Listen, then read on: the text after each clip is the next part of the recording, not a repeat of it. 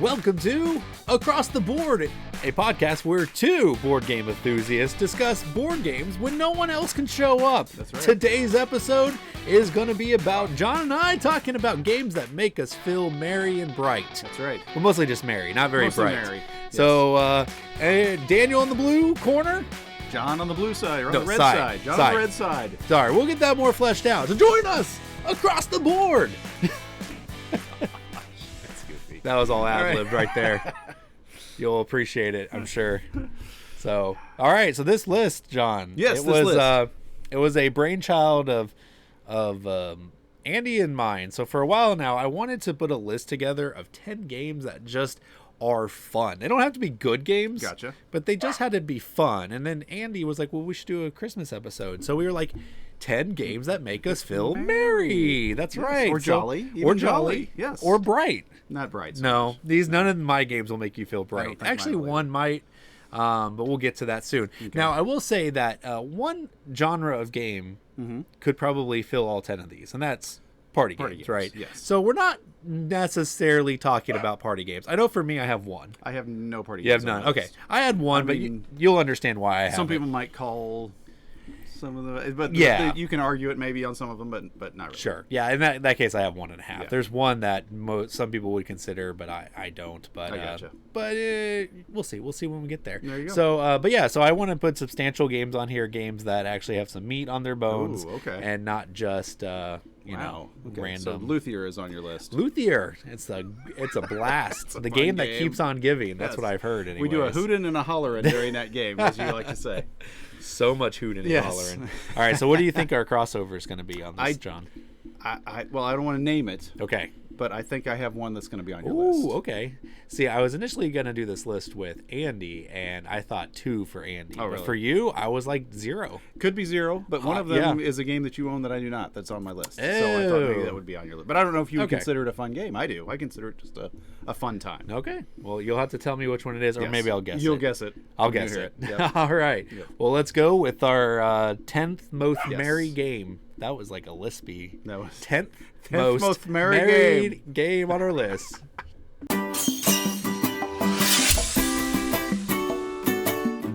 All right, the number 10 game on my list is a really fun game called Rose Ceremony. Have you ever That's played not the Rose one No, that it's on not. my list. No. Okay. Have you ever heard of Rose Ceremony? I have not. Okay, Rose I don't Ceremony. even know what You might this be familiar is. with the little TV show, I think it's The Bachelor, Uh-huh. where he offers someone a rose, yep. you know, whatever. I guess that means that is- that's someone he's interested in, Yep, and they can they get to accept stay. it or not Uh-huh. accept it, whatever. Uh-huh. Well, they didn't pay the IP for The Bachelor, so it's No, just why called would Rose they? Ceremony. And Okay. it plays a lot of players. I can't remember exactly how many, but it's just a deck of cards that have roses on them. They have a lot of rose heads, or they have a lot of thorns, or a lot of both. Okay. And so you want to get a bouquet with a lot of rose heads and without many thorns, because if it gets to 5 thorns, it's trash. Gotcha. And but the only way you can put roses in your bouquet, first you have to offer it to someone. Okay. And so they'll have to say, is he offering me trash, or is he offering me something good? Because they take it, it immediately goes in theirs. And if it Just like The trashes theirs, Bachelor. it's gone. Yeah, okay. But if they reject it, it comes right back to you. They didn't trust me, and it's this big 5 bouquet, bro. Yeah, so it's like, Ooh, okay. sweet. And the kind of fun thing about the game is you might have this great bouquet, but you can only trade it in after you have offered someone a rose and then see what happens. So, and it might even be you only have trash, and they'll be saying, well, he's not going to offer me trash because if I reject it, it's going to ruin his whole thing. So I'll take it, and it's trash. And then they're like, I'm cashing in. So it's just a fun game where people are always like, don't give me that look. Don't give me that look. I've seen Yeah. that look. That means this is no good. And so, yeah, it just ends up being a lot of fun times where you sometimes you keep messing with the same person because they keep guessing wrong. So you just keep offering Just them give one. them the rose. Every time I take it, it's bad. Every time, so Yeah. it becomes one of those kind of fun games, getting Nice. in someone's mind, messing with them. So yeah, Okay. yes. So it that's- almost sounds like what you would expect from Sheriff of Nottingham. Oh, I got you. But maybe Because a little people are bit more. bluffing and stuff. Yeah, but maybe a little Yeah. more snappier. Yeah, I have it never plays very quickly. I've never heard of this game, Rose John. Ceremony. This Yeah, is very good. this is a crazy John It's a game. small you box did not game. you did not disappoint. Thank you. I knew this. I was like, this list is gonna be full of John games. There you All right, sounds fun. Actually, Yes. it does. Yeah, it is I fun. mean, it's a pressure luck, not pressure luck. It's a social deduction. Yeah, game, it's kind of getting essentially, somebody's just head lying. kind of a thing. Yeah. Yeah, yeah. I'm all for that. Yeah. All right. Well, my number 10 is a lot different, Okay. but the same amount of giggles ensue. Okay. And that is going to be Party Panda Pirates. This is a new one you just got. It is. I got it at Gen Con. They had it described as Mario Party the board game, and I think they described it There you go. very well. Make sure you describe to our channel. Yeah, subscribe to listen to me say describe. Subscribe, please. So this game, you play a bunch of little mini games that are dexterity based, standing across the room, throwing it into the box. You could be stacking dice. You could be putting little pieces of cards in between dice so that they don't fall off. And there's a little mini game between every mini game as well, because you're trying to get your little meeple onto an island, and you do it by dropping it through a boat and a cannon. So you drop it, and it shoots onto the island. Okay. And then you gotta try to hit a little tiny circle, and if you do, yay, you get an extra point, but you have to stay there. So then somebody else sees that you're in there, and they're like, okay, I'm gonna try to knock you out of there. And that's just a funny little mini game right there. And then if you win the mini game, that gives you the ability to like get gold or move on the board, and moving on the board gets you to the treasure chest, which is like the star in Mario Party. And this game was just a lot of fun. I would play this with a group of people who were looking for just something silly to play, but actually had some like some meat to a game, I guess. Okay. Not that it has like meat, but it's dexterity. Very party-ish game. Well, it is, but it's not a party game, but kind of is. So, but yeah. Anyways, that's Party Panda Pirates. There you go. Party's in the name.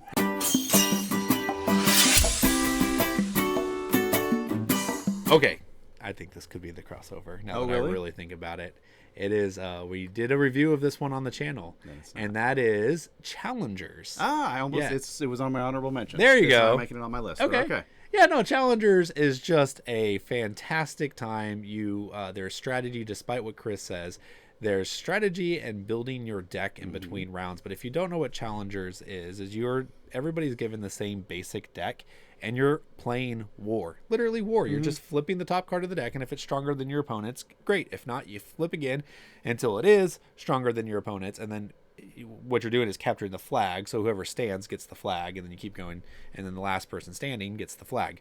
So between each round, you get to add a couple more cards into your deck, and then you shuffle it up, and then you randomly play it from the top. Now, some people say that there's no strategy in this game, and there's just all luck. There is, and it's all about that optimizing your deck building, and that's the strategy. But truthfully, that's not why you're playing this game. You're playing this game because of the laughs. I mean, I literally had the you play like against everybody. So if you're playing like 12 people, you go one-on-one, round robin, and I essentially was out of it. Like, I wasn't gonna win, but I was able to get rid of Phillips. I top decked his best card in the entire deck, and it was the only one I won, and I did a victory lap around the table, shouting and cheering, and it's just that kind of games. It gives you these moments where you're just like, I didn't know that was going to work that way, but I'm so glad it did, and it's a memory that will last forever.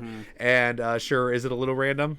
I guess, but it's all about probability control. Build your deck better. It is. It's I think a fun thing about it is, like you're saying, even if you know you're not going to win, if you're playing with a big group, there's other people that know they're not going to win too, but you're just like, I want to get at least 2 wins. Okay, let me see. I got 3 more games. Let me see if I can get 2 wins out of this. And because this stuff has got to come together one of these times. I've built this deck pretty well. Then when it comes together, it feels so good. It's like, oh yeah. You know, these are coming out in the right order. And sometimes you can have a weak deck, but you're not going to exhaust. And someone else is always running out of spots on their bench, and so it's like, I was about out, but he ran out of spots. Sweet, I was about done. So there's a lot of different ways, a lot of different aspects of the game that aren't clear at first until you get into it. It's a little deeper than you would think. Exactly, but no matter how deep or shallow the game is, it's fun. It is, and it is fun. Is the definition of a fun game in my book. So, will an 18xx person love it? You're not gonna get the same experience, but or the same level of strategy, but you will get more fun. There you go, and that's what this is about. Okay.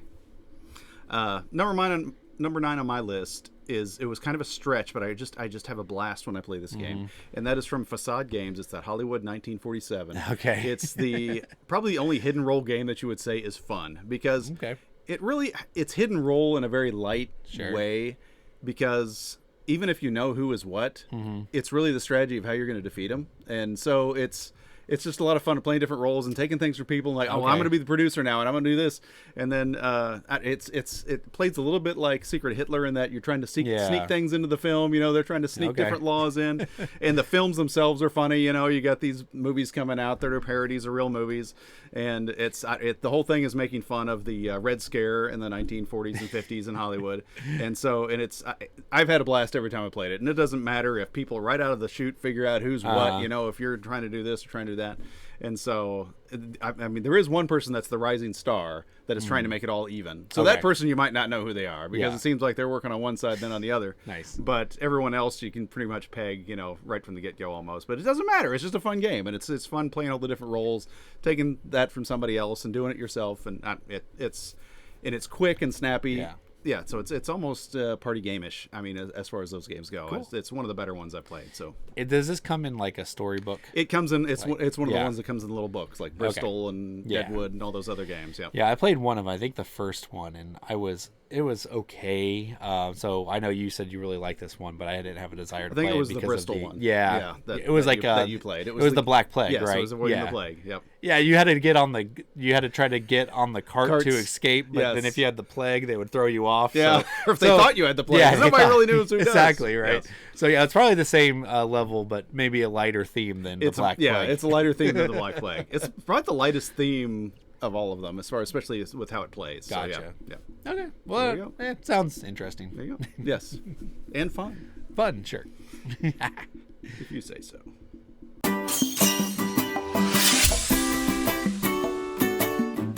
All right, number 8 on my list is a pretty big box game. You'll like this. Okay. And it takes place Gloomhaven. takes place in Victorian London. I put this on the list because it is just as much of it. When you look at the game, it looks like it's going to be some deep game, and it is not. And that is Nanty-narking. And this game is all about. Part of it is secret roles too. You have a secret way that you're going to score that nobody knows about, but you can switch that out during the game too, and other people can switch them out. And you know what all the secret roles are, and so you're trying to figure out who's doing what, but you're also just trying to do what you're trying to do. It's a lot of just playing cards, knocking people out, setting your guys up in different spots in London with these really cool minis and everything. So it's basically just a fun game, and it's got really cool coins in it and minis and all this stuff, and so it's. Kind of takes all the stuff, the tropes that are usually in a really heavy game, and puts it in this game that's just a lot of fun to play. And so it was a completely different game than I thought it was going to be. It's one of the ones I got just for theme and for how it looked. And I'm like, wait a minute, this is the game? Seriously? I'm like, okay, I played it, and I've had a good time with it. So cool. Is this the game that was Ankh-Monk-Pour? That was what? The Ankh-Monk-Pour? Ankh-Monk. Discworld? Discworld. Nope. Okay, never Nope. mind. I don't know what you're talking about. Just ignore it. I think it was a theme, but I could be completely wrong. You might be. I don't know. But anyways, it was funny because we got some coins from the board game Obsession, right? And I gave you those, right? Is that what's for this game? That's what that was for. So it's funny. I told our friend Ryan Evans, I gave him your viticulture coins and a 3-way trade, and I told Ryan why I gave him the coins, and he's like, "How does John always find the weirdest games?" He just never disappoints me. There you go.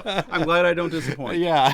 So Nanty-narking. Yes. What's the theme of it? It's just Victorian London. There's different things that are. It's not mafia. Like there's real characters and fictional characters from Victorian London. You'll have Sherlock Holmes and Moriarty, and you'll have all these other people. You'll have real people from London in that time, and they're on the cards and everything. And you're just playing cards and having fun. It's a good time.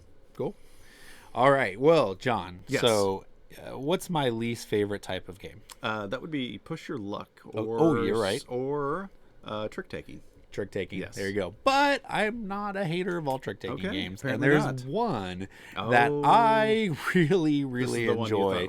And it's not still not. Nope. Remember, I don't think we're gonna have any crossover. You're the one with the crossover. All right. It's Stick'em from Capstone Games. Okay. It is a trick-taking game where you are dealt out the entire deck as you do in a trick-taking game, and you look at the cards you are given, and you have to decide out of your hand which color is going to be negative towards you. So you take the card that's in your hand and you put it face up, and now everyone knows blue. So blue is my poison color. So if I ever win a trick with blue, I'm going to get points or negative points. I forget which direction it goes, but but bad things happen. We're going to say points for the sake of argument. I'm going to get that many points. And what this happens then is that you don't have to you don't have to follow suit or something like that. But yeah, there's something weird about it. But the whole point of it is when you get to start the lead, it's great because you're like, I am not gonna win this, and you know definitively you're not gonna win it. But as you're playing, like if you're playing like 6 people, then the 5th and 6th person are kind of staring at each other because it's like the 5th person's like, I could take everything in here, get a lot of good things for me, but if the 6th person puts my poison color, no, that's and then happens. The two just kind of stare at each other, and there's this so little it's not silent like standoff. If you take the trick with that color, it's if it's in there at all. Yeah, in there at all. So yeah, I gotcha. you might win the trick and everything's fine, but you have like 12 of your poison color. Now you just got 12 points offset it, and you're like, crap, I shouldn't have won that trick. So, but every time I play this, I mean, people are yelling at each other, we're laughing, there's those stare down moments, there's a don't you do it, don't you do it, you know. But then the strategy of this game too is you are always looking at your hand going, okay, these are my poison colors, I'm gonna win the 10 of blue, so when do I have the opportunity to get rid of my 10 of blue so I don't win a trick with my 10 of blue. So it kind of gives you, it's a really cool thought process as well. But yeah, it's a fun game. I like it a lot. All right, cool. Stick 'em. I'll take your word for that one.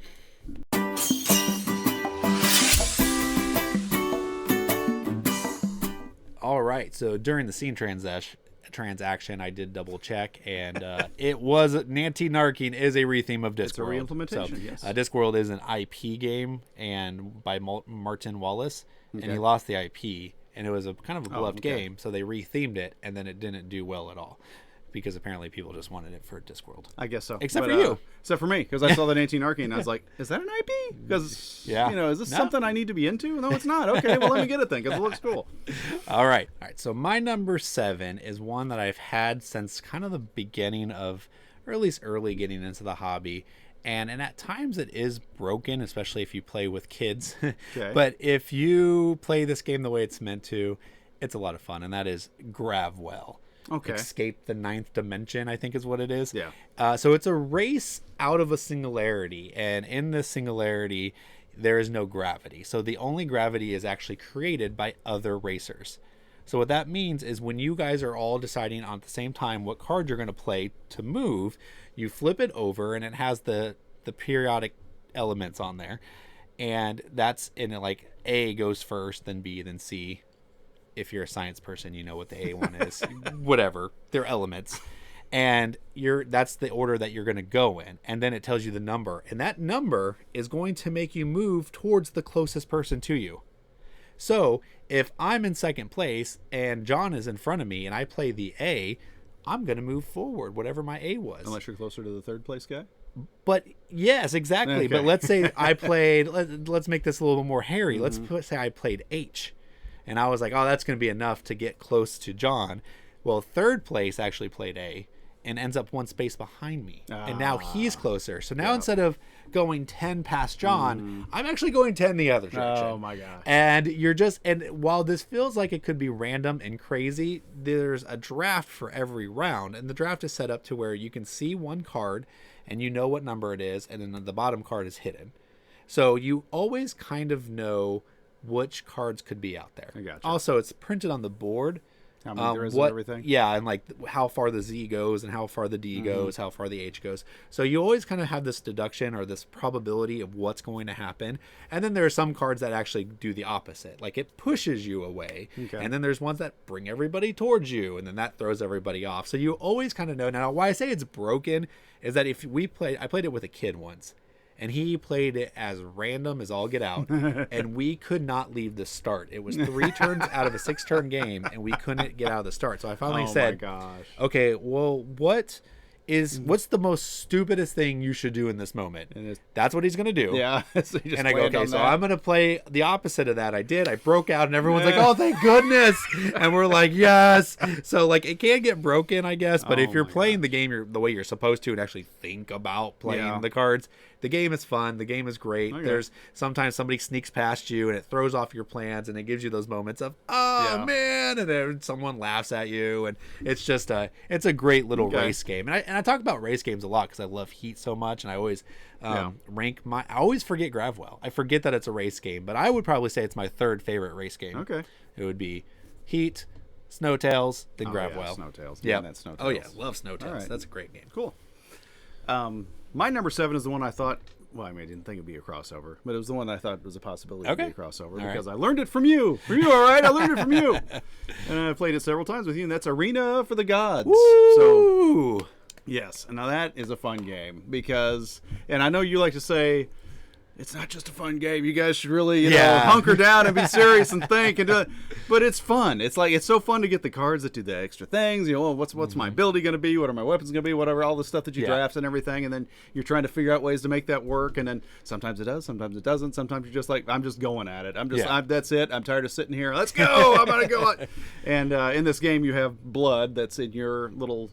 It's a blood bowl. It's a blood bowl. Yeah. You have it in your bowl. And that's points in the game. Yep. And so once somebody dies, then we just count up the blood everybody has and see who wins. And is it always team based? It doesn't have to be team, but it definitely plays the best in teams. It plays great because you can synergize together, and it's like all the things I have push, and you're like all the things I have are in melee, and it's like great, I'm gonna push people to at you. Me. Yep, exactly. And it can also be.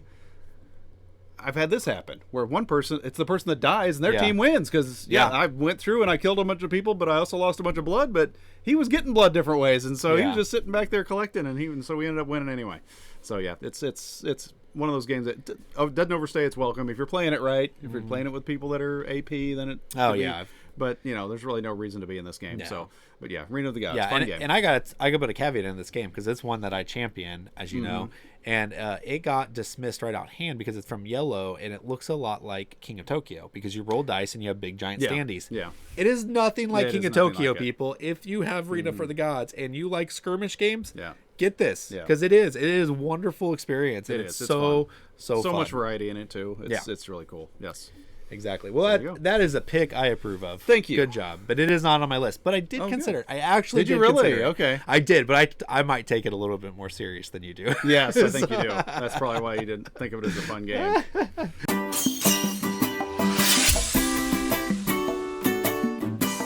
This is my half. Okay. You might say it's a full-on party, but I would say no. But I could be convinced. And that is We're Doomed. Oh, okay. Yeah. Yes. I wouldn't say it's a party game. Yeah, you would? I would not. I wouldn't. Yeah, because so what you're doing in We're Doomed fun. is the world is ending, and you are one of up to 10 world leaders who are trying to build a device to make you safe, to bring you to safety. Yep. Not your people, just you. Oh, yeah. You don't care about the people. Yeah. And so you are, on your turn, you're either like gaining propaganda or you're gaining resources, and that's all you're really doing. You can steal it from people, you could build a nuke and kill somebody if you get so many resources, so everyone's making sure you don't have 8 resources. So how do you not get 8 resources? Well, you throw it in the project. And I always tell the people when you play this game, I'm like, it's a co-op game until it's not. Because all we have to do is build 80 seats, and that's collecting 80 resources. All we have to do is collectively put 10 in there, and we're good. And then we throw them in there. We put the 2 in there, and then we flip an event card. And all of a sudden it says, the lizard men emerge from the ground. They are now taking one of the seats. And now we all look at each other and goes, well, one of us ain't winning. It ain't gonna be me. And then you start going at it. And then you have other cards that are like your technological phobia or whatever. And it says, if somebody touches their phone, then they get they lose a bunch of stuff, but it's a secret card, so you're kind of holding on that. John looks at his phone, throw the card at him. I'm like, wah! And then there's this other random things I know this is a spoiler for one of them, and that is if you are playing the theocracy where you it's a god-led theocracy, the rapture happens. And you're just going, and you just win the game. Yep, there you go. The game keeps going, but the religious people win. Yes. So it's just it's a silly. It plays in 15 minutes. It's real time. So yeah, if you don't take it too serious, I've played it with some people who despise the game, and I think they took it too serious. Probably. And it's like, no, it's a 15-minute game where you're just supposed to goof around, joke around, laugh, and when you play it that way, it is fantastic. Yes, like you say, it's very. Yeah, very swingy, very the events are insane, and then I've had another time where somebody just had their own escape pod too. And I'm out, guys. We'll see you. I'm like, doggone it. Yeah, I was I was about to kill him. I think I've died every time I've played, but it's always been fun. It's a good time. Yeah.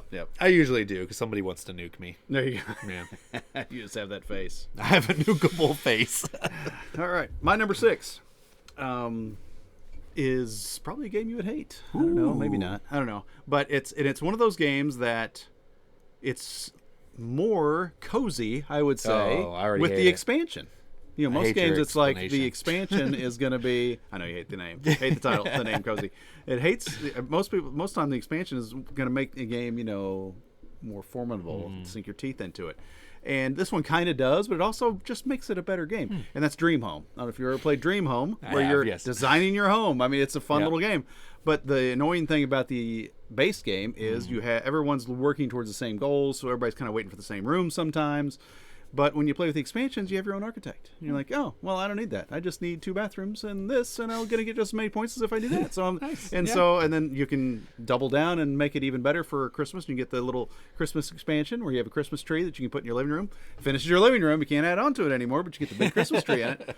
It's true. When you get a Christmas tree in your house, it's like it's done. That's it. Everything is where it's at. That's right. And so it's just fun to I think it offers you even more freedom with the expansion. Like I said, just design your home how you want to, and it's fun. It's just designing your home. You're taking a card each time, putting it on your house, and just seeing how it unfolds, and just the way it's set up. It's very aesthetically pleasing and just fun. Every time I've had fun. Everybody I've ever shown it to, I've never shown it to Daniel.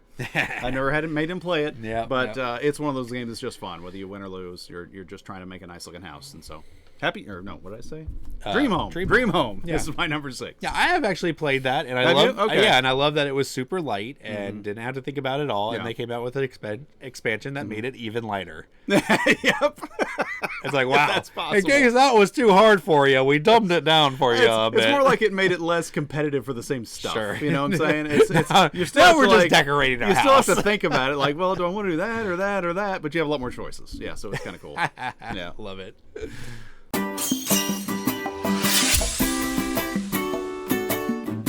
Number 5 on my list. What was it again? Oh, yes. Number 5. It's a game that we both own as well. Oh, okay. Because it's a Marvel game. And the game I don't know any fun Marvel games. Oh, please. Marvel Remix. Marvel Remix is a blast. Okay. I love Marvel Remix. I play it with my kids all the time. And now my kids aren't tiny. My kids are, teen and 20. Yeah. So I don't know if it'd be. You might have played it with your kids though. Is it fun to play with your kids? No, I haven't played it with my kids. Okay. I don't think I would actually. Okay. Yeah. As I say, I think a kid would be fine. I just don't know if it would. Yeah. There's a lot to think about with the cards and everything, but it's still fun because you're the way you're playing. If you're a fan of Marvel, it's fun because the way they interact makes sense. Yep. Obviously Captain America needs a shield and he's worth more points. All these different things that you're trying to do, and I love that Fantasy Realms type of play where you have your controlled number of cards and you're trying to get the most out of them. It's like, well, man, do I need to shed that one that I've been holding on to? Maybe I can't get the point. Maybe I can get more points with that. And then every once in a while, somebody throws something down there, like, yes, that's what I wanted. Thank you. I've been waiting for that. Yes, I've been waiting for those symbols on a card. And it plays quick. It's fun. Marvel Remix is just always a fun time for us. And you can act like you're the characters or whatever. And you can talk like them as you're doing it, whatever. It's just kind of fun. So, yeah, if you're a Marvel fan, Marvel Remix is the way to play Fantasy Realms, in my opinion. Yeah, I think that's most people would agree with that. Yeah. I need to play with your family more because it sounds like you guys have a lot more fun playing games than the people I normally play with. That's what it is. You're like, I'm role-playing Captain America. That's right. And I'm like, all right, cool. I play Champions with Randy, and he's like, I have a shield. Does +1. Got it. All right. Well, good pick. Thank you. Yeah. All right. Mine could not be more different than what you just picked. Hear. And that is... Ready for this one? Sure. Little miniatures game. Okay. League play. Oh my god. Violence, death. Oh my gosh. Blood Bowl. Blood Bowl is so much fun, guys. And this game, it didn't come to my mind right away, but as I was thinking, like, I don't want just a bunch of light little like cruddy games. Like Marvel Remix. No, just kidding. I kid. I like the game too. I was like, what heavy game do I like that's just fun? I was like, oh my gosh, Blood Bowl. Because I tell you what, when Blood Bowl fires on all of its cylinders, when you're playing in the league, when those dice roll the way you expect them to, when you're manipulating the probabilities and everything is landing Millhouse, then you are like, this game is fantastic, and it is one of the best experiences that you will have in a game at period. Okay. But then if it's also the flip side. Yeah. Which is why I kind of wanted it to be my number 5, because gotcha. it could be equally infuriating. Your star is killed. Exactly, and for no reason. And Chris and I have this thing where the first time League I ever played in Blood Bowl, I did crazy stuff, and I loved it. And I was having so much fun. Yeah.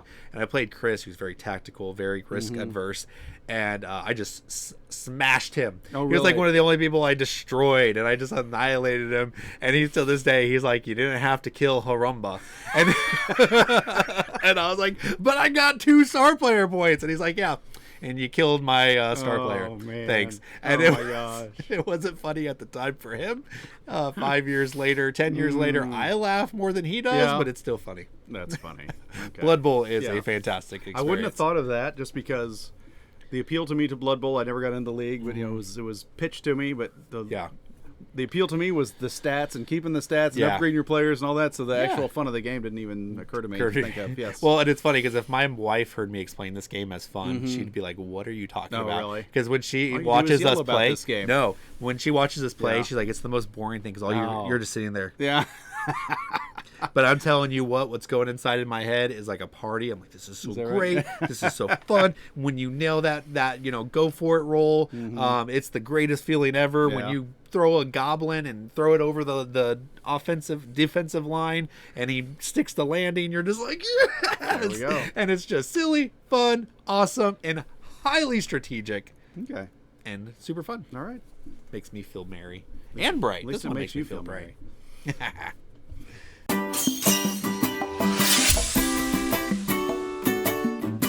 All right, my number 4 is a game that got re-released this year, and it is the talk of the town. Oh, really? Everyone's excited about this. Duck and cover. And there you go. Actually, Joey Evans talks a lot about that one on the Dice Tower. No, but this is another Dice Tower favorite. This is Magical Athlete. Oh, okay. And it just holds up to the hype, guys. I mean, it is a roll and move game to the nth degree. Literally, all you do is roll a dice and move. Yes. Now it's a roll and move race game. Yeah, number 3. So that's Gravwell it. just There got you go. knocked down. But I mean, who would think of a Yeah. roll and move race? Seriously. Yep. How is that fun? You know? And it shouldn't be.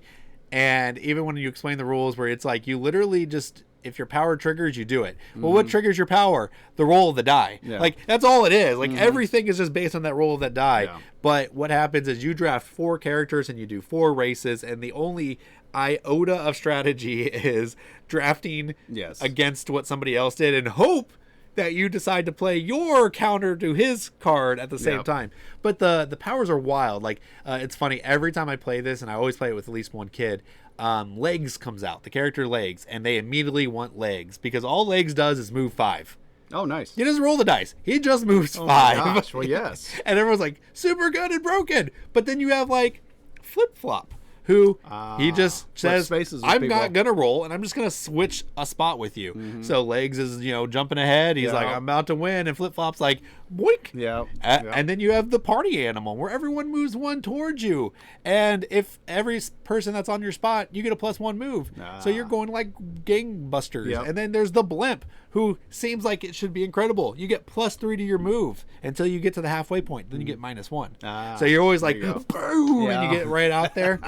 And then all of a sudden you stop and you don't go anywhere else. Yeah. Magical Athlete, guys, the hype is real if you want a fun game. If you're looking for something strategic, if you're a snooty gamer like I'm accused of being, Yes. this won't be for Accurate. you. But if you like to play games just to laugh, smile, and share stories, Magical Athlete is just phenomenal. Yes. You probably thought this was going to be our crossover. If there was because one on my yes, list, it would have I been this one.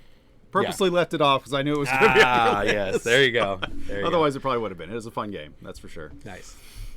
What was the? Well, like I said, I don't think we're gonna have. I mean, John, if you guys watch the show, you know that John. Yeah. We kind of make fun of his games because they're always way out there, and there's obviously nothing wrong with his games, but it's just he comes up with games that we've never heard of, and he's been great so That's the far. ones that so. appeal to me a lot of times. Yeah.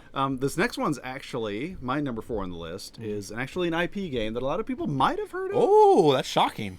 I don't know if it's really readily available right now. Is Okay. the bad thing, but it's. Are you into the show Stranger Things? Yes, Okay. I like Stranger Things. Well, this is the Stranger Things Eggo game that came out during season 1, You're gonna say egos. and I don't know if you've ever played this game or if I've you've not. heard of this No, game. I've heard of it. In this game, with a lot of people, it plays up to 7, and I'll tell you the funny thing about playing with 7 in a minute. But what you do is you take a character you're assigned a character from Stranger Things, so you're Will. Okay. And on you're passing out these Eggos, and they're cards, and on the back of them is a character and a number. It's playing Uno is what you're doing. Gotcha. However, it's different from Uno because everyone can win or everyone can lose. Because you start out in the upside down, and you need to play a card that lets you rift into the right side up and then get rid of your cards. Okay. So you might be down to one card and someone else does all players rift and then they got back out and you're back in and you're like, get rid of your card. Then you just got to draw cards when when it's your turn until you can get back. So you might be, okay, I'm out and he's out. Okay, everybody else. And then if 4 Demogorgons show up, everybody that's stuck in is dead. And so you can you're not really playing against people. You're just trying to win. Yeah. Hurting other people doesn't help you. You're just so you can kind of hope everybody wins, but you're getting out when you can get out. And it just makes for a good time. Okay. It's a fun game, and the funny thing about it is there's a card for Barb. Okay. If you're familiar with Barb in season 1, she's like the first person to die. Yep. And when last time we played it, we had 7 people. I think it's the first time. So, well, I'll be Barb. Everybody else has. Barb only has her dead on both sides of the dark side. Oh, no! So, after about the 3rd time I flipped it, the person next to me, didn't you just flip that? I'm like, yeah, I'm Barb. I can't win. I'm going to die. It's like, I just played the game. I can't lose. You're just going to lose. You play the game and you lose. Just like her. She's in the movie, but she's going to die. But, yeah, that's just a funny thing about it. So that's too funny. You can pass it out to somebody and they don't know it. That'd be funny, too. Yeah. Oh, sorry, you got Barb. So you die. I want to play this game and give Chris Barb. Yeah, Chris Barb, that'd be great. He would love it. But it's a fun game. It really is. It's like you're saying, roll and move. It's as fun as you can make roll and move in your game. That's as fun as you can make Uno. The Uno process. This is the only time I've had this much fun playing it. So okay, there you go. Yeah. Stranger Things. Seems legit.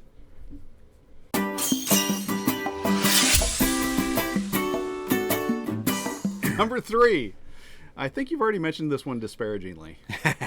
Good. Because I had to put it on there because I've had so much fun with this with adults and kids alike. I tried not to put things on there people had heard too much about on my list, as you probably noticed. Which was probably pretty easy for you. Yeah, it was probably pretty easy. But I had to leave King of Tokyo on there because it is so much fun. I love King of Tokyo.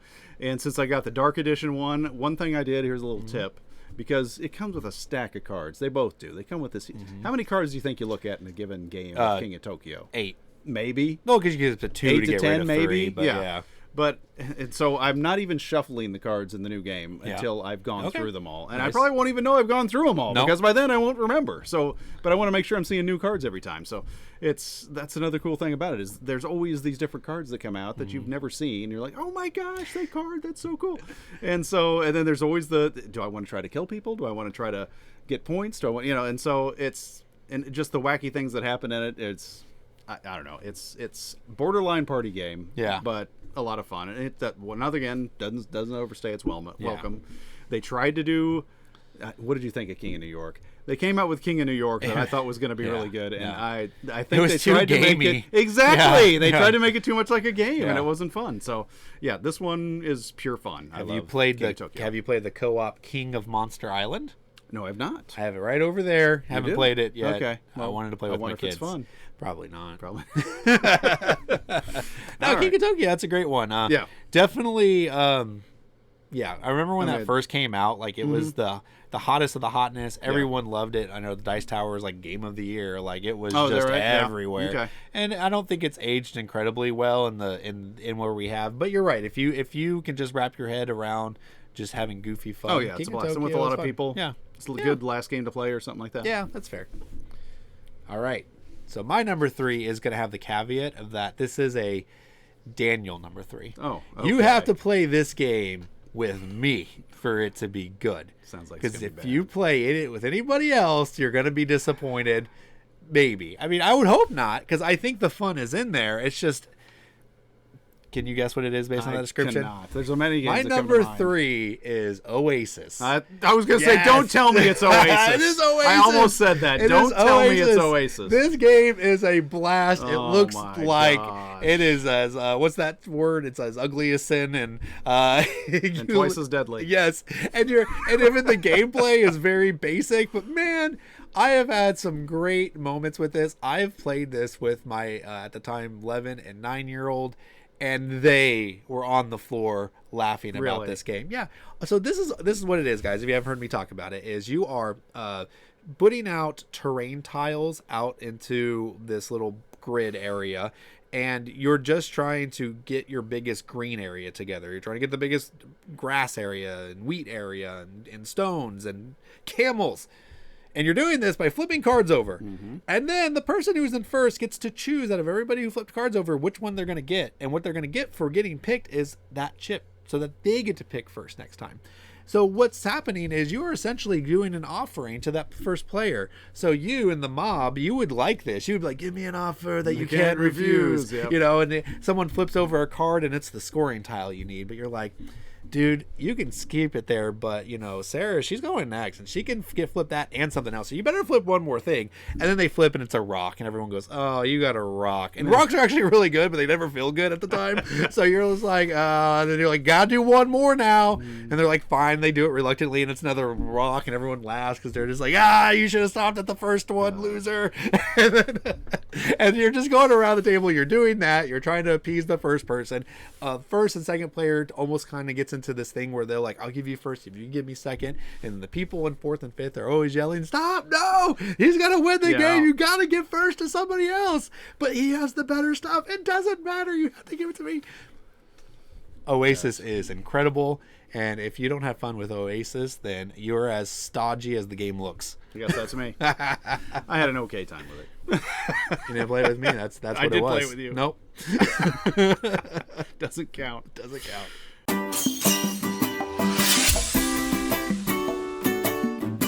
All right, so my number 2 is one that defines this list for me. So it should be number 1, but it's not.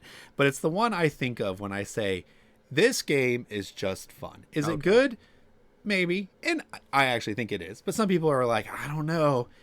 But it's always a good time. And that is Mechs versus Minions. Oh, okay. There is nothing more satisfying than playing a game where two things happen. One, there are so many bad guys on the board that you feel ultimately powerful because your powers are just like mowing people down. Like you can do a move and take like 20 people off the board at once, and you're just like, and you're just like, yes. Yeah. And then the other fun part about this is you don't ever die in this game, and it's co-op, but it's a programming game. And what happens is when you take damage, instead of like being damaged or dying, one of your cards are actually covered up by a damage.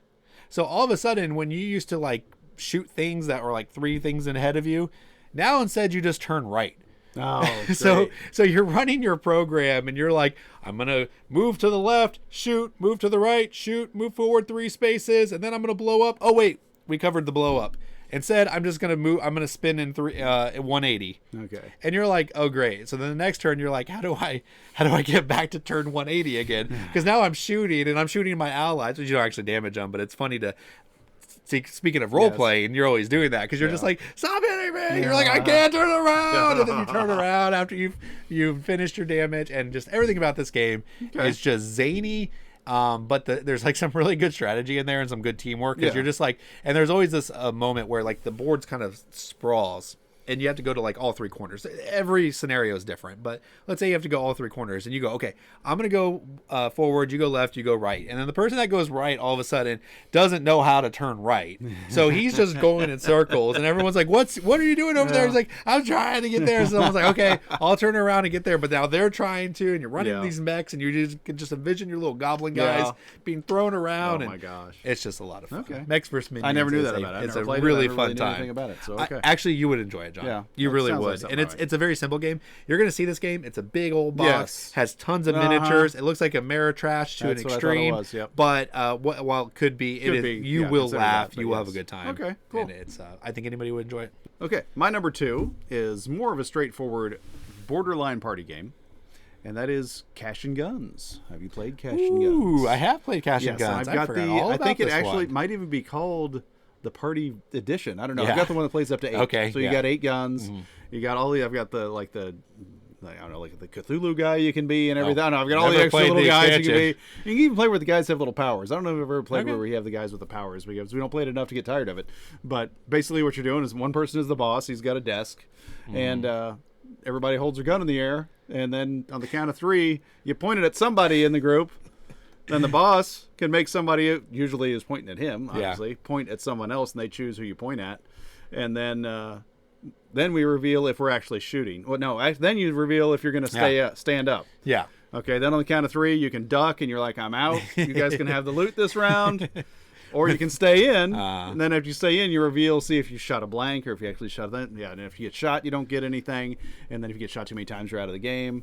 And whoever's left after all that, starting with the boss, gets to take whatever loot is out there. Some of it's set collection, some of it's just worth a lot. But it's a blast. It's so much fun why is everybody picking on me? Why is everybody pointing at me? I've only got one little painting over here. And so there's so many just fun moments in it, and you can play with so many players. Like we say, we got the 8-player one, and that's another one that's fun to either just jumpstart things or play at the end of the night just because it's a fun thing and everybody just cracks up and has fun. So there you go, Cash and Guns. It's one I've had for a long time. I got that early on in the hobby. So yeah, it's funny. I wasn't expecting this on your list, but I should have known you had that game. I mean, it's like you get to play the Mafia people now, and that's right up your alley. Yeah, I haven't heard this. Yeah, interesting. You should bring this one to game night. I should. Then. Yeah, that'd be a fun one. Because you have those big tables there and everything. Yeah. Yes, that would be perfect for that. Yeah, cool. Cash and Guns. I played it a lot when I first got in the hobby. Oh, really? I haven't played it. Gotcha. I haven't played it much since though. So okay. All right. Well, let's go see what our number ones are.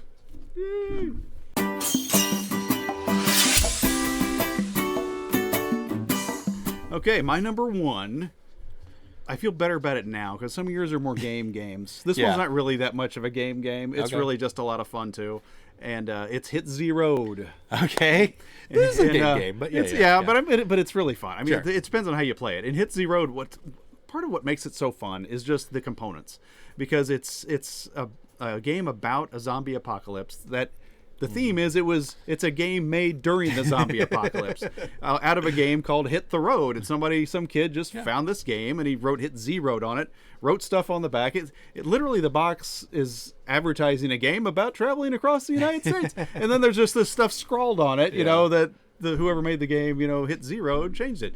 You open it up and you've got your first player markers and stuff. Could be an ID badge or a credit card or whatever, and you got playing cards that you're using with stuff on them. So it's just like stuff that these people found while they were running around to try to make a game about fighting zombies. And it's about survival and about getting. Do you have loot in the game? I can't remember. I know you have. I mean, you definitely have you find equipment. And stuff. But but I think it's mostly about just surviving. I mean, if you survive, you're going to win. And usually it's about just being the last one to surviving because it's really hard to live in this game. And so and you're using your resources that help you stay alive, or what you use to bid at the beginning of every round to see which path you're going to take. So it's like, well, I can take the dangerous path with more stuff because nobody's going to bid on it, or I can take the easy path with less stuff. Which way do I want to go? And then it gets into a bidding where you're like, no, I don't want to give up that much stuff. But now, once you bid that high, you got to give it up. So it's like, I don't want to give that much for second, so I'm going to go a little more and get the first. And so that's funny too. And people are just cracking up and yelling at each other like, "Will you just stop? Giving up all your stuff. You're killing us all." And your stuff is all like bottle caps. It's all stuff that's on bottle caps. And so it's everything's so thematic in this game that it's just a blast. And it plays pretty quick. And then you roll dice to defeat the zombies. And my son has the best luck rolling dice to defeat the zombies. Because he can just be there with nothing left and shoot. Yep, 2 more zombies. Yep, 2 more zombies dead. 3 zombies this time. Like, when are you ever going to get hurt? And so, Hit Zeroed. I've always had fun every time I played it. So that had to be on the list. All right. That's cool. I was not expecting that one, but that's a good one. I love that. So, I wonder if the zombie apocalypse that the game was made in is less painful than the actual zombie apocalypse you're in the game. I don't know. I think they're basing it on their own reality. Well, they had enough time to make. They did have time to make a game. That's true. All right. Well, my number one is not about survival. It is about, some could say it's survival because it's called Time's Up. I knew this was going to be on there. It had to be on my list. Time's Up. This is the actual party game. This is the party game, yes. But it was worthy on this list because. It's worthy to be on this list because it is my favorite party game of all time. It is also maybe in my top 10, at least my top 20 games of all time. Time's Up has the simple formula of I have to describe what's on my card in front of me without using any of the words. Mm-hmm. Simple, right? Yep. Well, now there's 3 rounds. And the second round, now I can only use a single word. So if I was trying to get John to say, Scarlet, be quiet, then he gets it. Well, the next time I might say corgi, and then on the third round, and he's like, Scarlet, be quiet. And then on the third round, he just makes noises. So now I'm like, shh, ruff, ruff, shh. And he's like, Scarlet, be quiet. And that's what makes this game. So like if I went shh right off the bat, you'd have no idea. You can't guess Scarlet, be quiet. No, you would have no idea. And I love how I incorporated telling my dog to be quiet into the story. That's completely legitimate. And then so like, but every time I've played this, like you can play it in teams, like it's like 6-for-6 or whatever. Yes. Or you can play 1-on-1 and play with 8 different people. So there's 4 different teams. Oh, really? Okay. Oh, yeah. And both of them are legitimate ways to play. They both lead to so much laughter. Oh, yeah. Those meta game like clues that happen as the game goes. Yes. I still remember it was so funny. It was when Trump was first like elected president the very first time. My brother-in-law was playing this, and we literally had President of the United States was one of the things, and The Apprentice was the other. Oh, no way. And we couldn't figure out which thing like to use the Trump for. And then every time it was Apprentice, we were like da, da, da, da, like doing the pump the music for the president. And my brother-in-law was like, I refuse to say that's The Apprentice. And it was just really funny. So like that's my most memorable moments. But that's pretty good. But Time's Up has a lot of that stuff, does. And it's just well, it's a invariably fantastic it's because everybody takes a few cards. How many cards do you get? Like 3 or 4 or something like that? It all depends, but and you, 5 and you choose or 7, however you choose some whatever. of them to put in the game. So you're going to know some of them that are going to be in the game, and then. But other people might put things in the game that they're familiar with that you have no idea who this person is or where or what this movie is or whatever, and they're trying to in the first round even you can't get it. They're just saying whatever they want. I have no idea what you're doing, but then let's say clues start happening, and then it's like before you know it, it's some weird motion. Oh, that somehow that's Sally Field. I don't know where that came from, but now we know that's Sally Field. Yeah, we played it for Thanksgiving, and I played it with a family that my other family we went to my in-laws' house. They had friends over, so I didn't know this family. And there was one of the teenager. Oh, it was fine. It went great. Okay. But there was a teenager, and she was quiet the entire time. And then all of a sudden, someone goes, "It's a children's story," and she goes, "Yertle the Turtle and Other Stories." And we just all looked at her, and she's like, "Oh, it was my card." It was the only one she guessed the entire time. So then every clue after that was her. Yeah. Yertle the Turtle. There you go. And everyone was like, "Yertle the Turtle." Yeah. And at the end, we're like, nobody knew what I've never heard of that. Turtle. Yeah. It's a Dr. Seuss book. Oh, okay. I guess. I gotcha. About communism. That's what she said. Okay. Look it up, I guess. Okay, Michael Scott. All right. Well, those are our merry games, the games, games that just bring us true joy. So if you're looking for not Christmas games this holiday, because there's not enough Christmas games. What Elves? What's the game? Santa's Workshop. Yes. There is Elf as well. There's Elf? Yeah. You don't want to play Elf. I never played it, but I'm sure you don't want to play it. But you do want to have a good time with your family. Yes. You want to laugh. You want to be able to share stories in the future. Play any of these games, including Blood Bowl, and I guarantee you, they will not forget. They won't forget it. They won't forget the time they drag me into.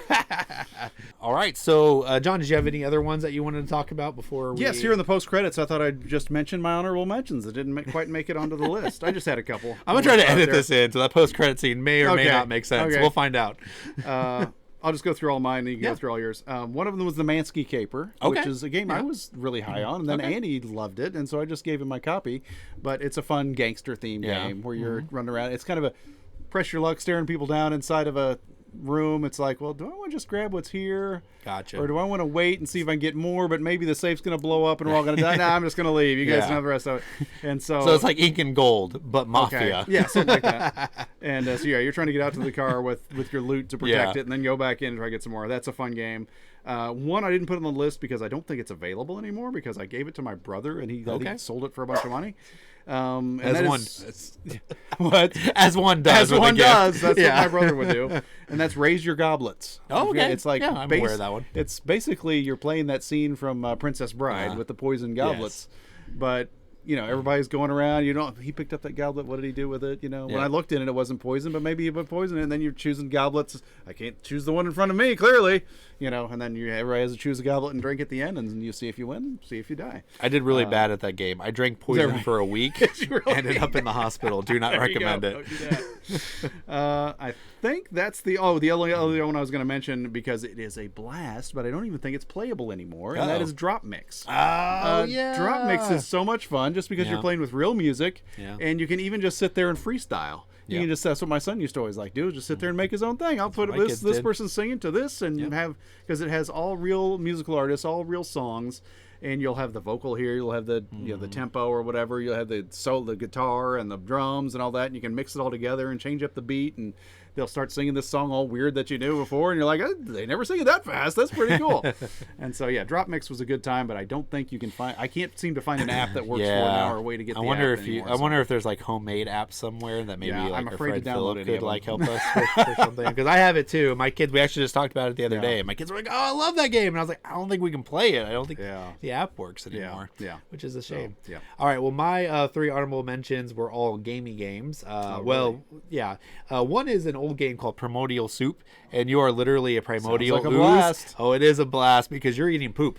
So my you gosh. are a primordial ooze. You are collecting other. You can't eat your own poop because that would be gross. You can only eat other people's poops, Just like And dogs. Just like exactly. And what that does is allows you to evolve and get new characteristics to kill other people, and then eat their bodies. their bodies, So not just yeah, their poop. wonderful, Okay. wonderful time. Well, All right. I mean, Hopefully the rest of yours their are better. bodies turn into poop. Primordial Soup, highly recommend it. Really Okay. good. The other one actually has the same amount of dystopian feel to it, Okay. and that is Moon Colony Bloodbath. We played it. The reason I didn't put this one on the list is because while it was really fun, it was really stressful. Oh, so really? yeah, this is an engine building game and then an engine destroying game. Okay. So you build up, you take about a couple of turns building up your engine, and then all of a sudden the robots, who are totally not going to kill you and are totally peaceful and there for your protection, they go haywire for your protection, and then they start tearing down and killing all the people that you brought to the moon. That's not good. It's not great, but it was funny. It made us laugh, but Yeah. there was like this level of tension that I was like, man, I don't know if I can put this on the fun list because I like the whole time I'm like, I need more people to survive. Gosh. So you're like, I buy this with 20 people, and then the robot comes, I kill 18, and you're like, yes, I got 2 left. Gosh. I got it just in time.